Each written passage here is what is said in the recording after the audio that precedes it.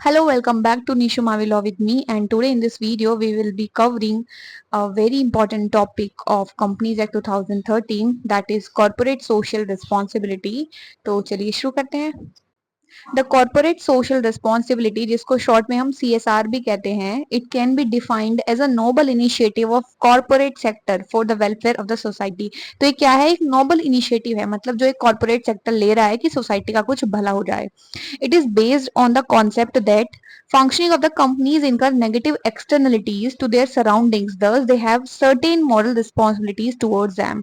क्योंकि ये ऐसा इस कॉन्सेप्ट पे बेस्ड है कि जो कंपनीज हैं कहीं ना कहीं अपनी फंक्शन से वो कहीं ना कहीं जो उनकी सराउंडिंग्स है, जो उनका एनवायरनमेंट है, उसके ऊपर कोई ना कोई नेगेटिव इफेक्ट डालती हैं, इसलिए उनकी कुछ उस चीज के टुवर्ड्स कुछ मॉरल रिस्पॉन्सिबिलिटीज बनती हैं। इसमें it includes both protection and conservation of environment as well as taking care of the social issues. तो इसमें दोनों चीजें आ जाती हैं, हमारे एनवायरनमेंट का प्रोटेक्शन भी और साथ ही जो सोशल इश्यूज हैं हम उनका भी टेक केयर करें। तो यही CSR है। आप इसका नाम देखेंगे कॉर्पोरेट सोशल रिस्पॉन्सिबिलिटी, तो इसी से पता चल रहा है कि जो एक कॉर्पोरेट है उसकी कुछ सोशल रिस्पॉन्सिबिलिटीज हैं, and those responsibilities are known as CSR, यानी corporate social responsibilities. The CSR is not charity और मेयर डोनेशन, यानी जो CSR है वो सिर्फ चैरिटी या डोनेशन ही नहीं है। CSR इज अ वे, ये एक तरीका है ऑफ कंडक्टिंग बिजनेस, कि कैसे आप अपने बिजनेस को कंडक्ट कर सकते हो, by which corporate entities visibly contribute to the social good. यानी ये एक तरीका है जिसके द्वारा जो कॉर्पोरेट एंटिटीज होती हैं वो सोशल गुड में अपना कॉन्ट्रीब्यूशन देती हैं।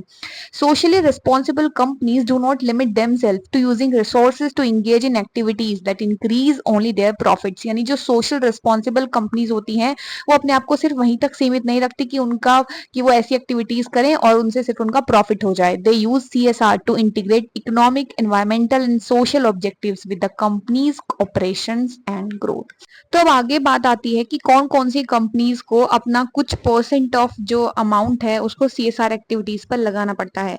तो कंपनीज एक्ट 2013 कहता है कि एनी कंपनी, कोई भी company with a net worth of ₹500 crore और मोर, यानी एक कंपनी जिसकी जो नेट वर्थ है वो 500 करोड़ या उससे ज्यादा है, या कोई भी ऐसी कंपनी जिसकी जो टर्नओवर है वो ₹1000 करोड़ या फिर और मोर, या फिर एक कंपनी है जिसकी जो टर्नओवर है वो 1000 करोड़ या उससे ज्यादा है।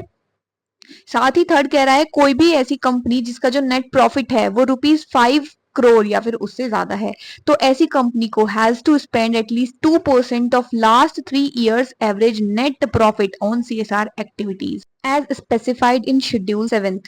यानी जिन कंपनीज की हमने अभी बात करी, किसी भी कंपनी का अगर नेट वर्थ इतना है 500 करोड़ से ज्यादा, टर्नओवर 1000 करोड़ या उससे ज्यादा है, नेट प्रॉफिट उसका 5 करोड़ या फिर उससे ज्यादा है, तो हैज टू स्पेंड, उसको करना ही करना होगा, उसके लास्ट 3 years को जो भी नेट प्रॉफिट है, एवरेज नेट प्रॉफिट, उसका 2% उसको CSR एक्टिविटीज पर स्पेंड करना ही करना है। The Companies Act 2013, which succeeded the Company Act 1956, was amended in April 2014 to insert the provision of CSR under Section 135।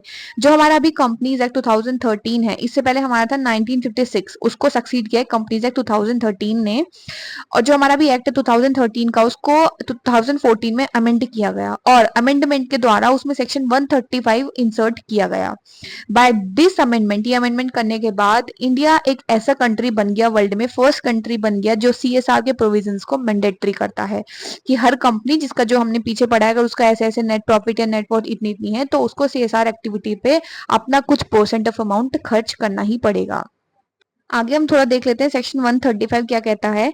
Every company having net worth of ₹500 crore और मोर, और turn over of ₹1000 crore और मोर, और अ net profit of ₹500 crore और मोर during any financial year shall constitute a corporate social responsibility committee of the board consisting of 3 or more directors, out of which at least one director shall be an independent director। मतलब वही कि कोई company जिसका net worth 500 crore या उससे ज्यादा है, या फिर टर्नओवर 1000 करोड़ या फिर उससे ज्यादा है, या फिर प्रॉफिट ₹500 करोड़ या फिर उससे ज्यादा है, तो उसको किसी भी फाइनेंशियल ईयर में अपनी कॉर्पोरेट सोशल रिस्पॉन्सिबिलिटी की कमेटी का गठन करना है। और उसके बोर्ड में कौन कौन होंगे? 3 या फिर 3 से ज्यादा डायरेक्टर्स होंगे, जिसमें से at least one director shall be an independent director.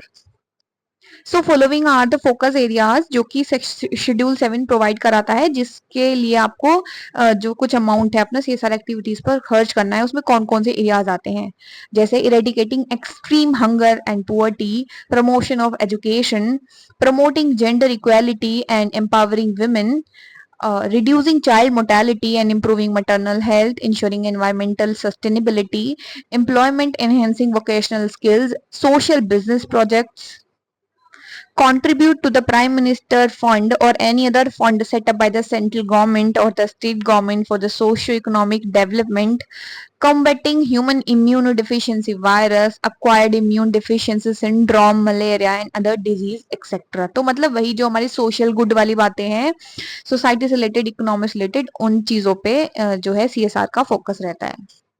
तो आज की वीडियो में सिर्फ इतना ही। I hope you guys came to know that what CSR actually is. So if you like the video, don't forget to press the bell icon, subscribe to my channel, like the video and share the video too. Thank you so much.